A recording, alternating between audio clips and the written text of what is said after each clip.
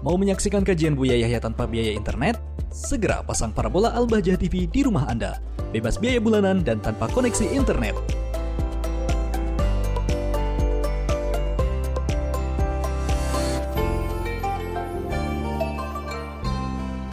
Assalamualaikum warahmatullahi wabarakatuh. Semoga Buya dan Umi senantiasa dalam lindungan Allah Subhanahu wa Ta'ala. Buya, saya mau nanya, kalau suami saya sudah bilang, saya talak kamu dengan talak satu, tapi tidak ada saksi yang mendengar langsung. Lalu suami saya berkata kepada ayah saya minta maaf Pak, saya dan anak Bapak sudah pisah. Apakah itu sudah jatuh talak? Keesokan harinya suami saya datang dan bilang dia menyesal. Dia bilang kata talak itu tidak sah karena saya masih ragu. Kami bertanya kepada imam masjid di sini dan jawabannya memang itu tidak sah. Alasannya karena dia tidak berkata kepada ayah saya kalau dia sudah menjatuhkan talak, hanya berkata sudah pisah. Dua orang imam masjid saya tanya, tetap sama jawabannya. Saya masih belum puas karena takut salah dan kalau itu memang salah nanti jatuhnya menjadi zina. Mohon jawabannya Buya. Syukron, wassalamualaikum warahmatullahi wabarakatuh. Suami Anda berkata kepada Anda sendiri yang bercerita, engkau aku cerai satu. Biarpun tanpa saksi tajuh cerai. Bagaimana ada imam masjid mengatakan tidak sah cerai?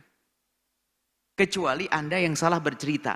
Anda berkata kepada imam masjid, suami saya berkata kepada ayah saya sudah pisah Pak. Lah kalau omongannya begini ya belum cerai dong. Pisah itu maksudnya apa? Bisa saja kinayah dan apa.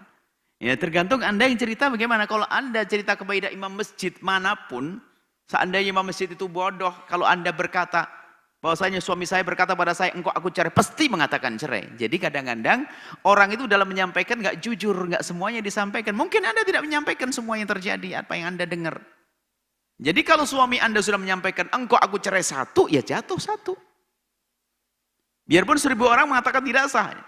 Tapi nggak mungkin kalau ada imam masjid mengatakan tidak sah. Kecuali Anda ceritanya bukan cerita itu. Bukan omongan suami yang Anda ceritakan adalah omongan suami Anda kepada ayah Anda. Bukan omongan suami Anda kepada Anda. Kalau omongan suami Anda kepada Anda jatuh cerai sudah. Biarpun tanpa saksi. Anda berdua tiba-tiba suami mengatakan kok aku cerai satu. Jatuh cerai. Tapi jika Anda ceritakan kepada imam masjid seluruh dunia tentang omongan suami Anda kepada ayah Anda, ya bisa mengatakan belum terjadi karena apa? Kalimatnya hanya sekedar pisah, bukan cerai. Bisa kan macam-macam, bisa ranjang, bisa rumah, mungkin sudah bersepakat mau pindah rumah, kita pisah, bisa saja masuk bab kinayah. Jadi seperti itu. Jadi kemudian bagi siapapun yang ditanya tentang perceraian itu hendaknya kita harus mendengar kalimat dari kaum suaminya, kemudian apa yang didengar istrinya, harus begitu. Kadang saking marahnya seorang istri, tiba-tiba gampang ngomong, saya sudah dicerai suami saya. Padahal belum juga. Nah, lalu kemudian Anda sepertinya masih ingin bergabung, berkumpul dengan suami Anda. Karena suami Anda sudah mencerai, satu, selagi dalam masa iddah, sebelum berlalu 3 kali suci, dalam mazhab kita Imam Syafi'i, maka suami Anda cukup mengatakan, aku rujuk kembali. Selesai. Aku rujuk kamu, wahai istriku, selesai. Nggak usah pakai saksi, nggak pakai apa, langsung. Halal lagi.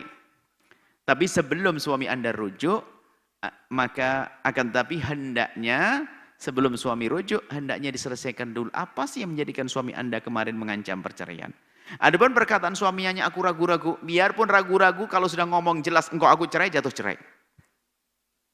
Kemudian jika ternyata Anda sudah berlalu masa iddah Anda, maka kalau Anda ingin bertemu kepada suami Anda lagi, kan masih cerai satu, maka masih ada lagi kesempatan. Anda akad lagi. Dengan mendatangkan saksi, 2 saksi, kemudian walinya Anda, lalu diakadkan lagi seperti pengantin baru lagi. Harus begitu karena sudah berlalu masa iddahnya. Ini saja wallahu a'lam bishawab.